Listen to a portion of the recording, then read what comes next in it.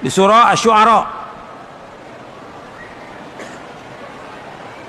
Setelah Allah menceritakan awal nabi yang pertama, yang Nabi Nuh alaihi salatu wassalam, itu disebutkan bahwa mereka nggak minta upah dalam dakwahnya. Dari yang pertama, antum lihat di halaman di surah Asy-Syu'ara surah 26 ayat 106, 107, 108, 109-nya.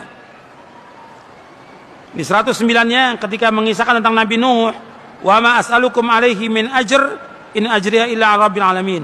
Aku nggak minta upah atas dakwahku ini, aku nggak minta upah kepada kalian. Sesungguhnya upahku Allah yang nanggung, Rabbul Alamin. Kemudian diceritakan juga nabi-nabi yang lain. Diulang-ulang ini dalam surah Asy-Syu'ara. Dan beberapa surah yang lainnya. Bahwa dakwah ini harus karena Allah. Jadi jangan mengharapkan upah dari dakwah ini.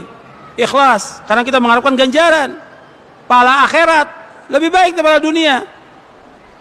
Kalau orang niatnya dia, tujuan dari dakwahnya untuk dapat uang, dapat duit, dapat materi, yang dapat ganjaran. Dan ini termasuk apa? Termasuk apa?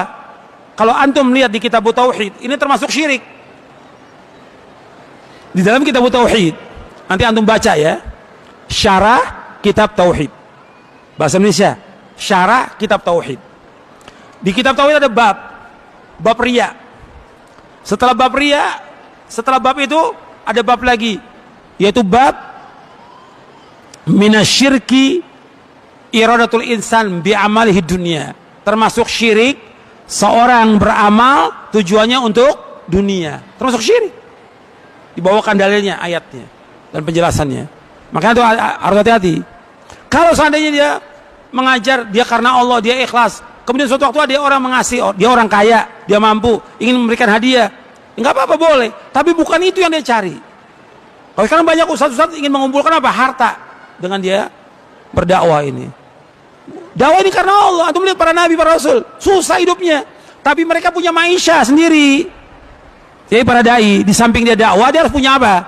Maisha, mata pencarian. Antum lihat Nabi Nabi Daud apa? Pandai besi. Nabi Zakaria tukang kayu. Nabi-nabi yang lain seperti Nabi Muhammad apa? Pengembala kambing dan juga berdagang. Jadi punya maisha, tinggal ngatur waktu. Ngajar cukup seminggu sekali cukup. Sisa waktunya apa? Buat baca, buat belajar, buat cari maisha. Tinggal dia ngatur waktu. Bukan tiap hari ceramah, begitu ceramah tanya, "Kok Ustaz ceramah terus?" "Ya saya butuh duit." La haula wala quwata illa billah.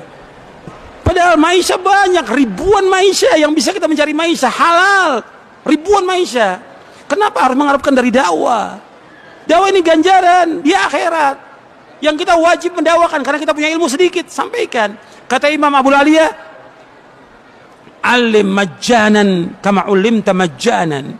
Ajarkan manusia dengan gratis sebagaimana kamu dapat ilmu dengan gratis. Ajarkan karena Allah. Dan hemat. Kita mengharapkan ganjaran. Kalau antum ngajar dapat uang umpamanya nih, ya, 1 juta, 5 juta dengan ganjaran dari Allah, lebih banyak mana? Ganjaran dari Allah. Karena orang yang mengajarkan ilmu, kalau dia ikhlas karena Allah, semua makhluk ini memintakan ampun kepada dia. Hatta ikan-ikan di lautan memohonkan ampun kepada yang mengajarkan kebaikan.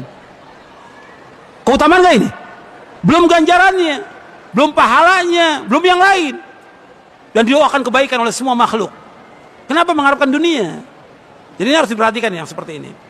Kecuali kalau memang ada dia ngajar di pondok yang dia nggak punya maisha kecuali itu, yang memang yayasan atau juga ada orang kaya atau pemerintah memberikan gaji untuk dia, nggak apa-apa, boleh, secara hukum syari boleh. Seperti yang terjadi di Timur Tengah. Kalau di Timur Tengah itu kan imam-imam atau para ulamanya dia digaji oleh pemerintah, nggak ada masalah, boleh gitu. Tapi tetap dia harus mendakwakan dengan apa? Ikhlas karena Allah. Tetap itu keikhlasan harus jaga itu. Jangan mengharapkan sesuatu.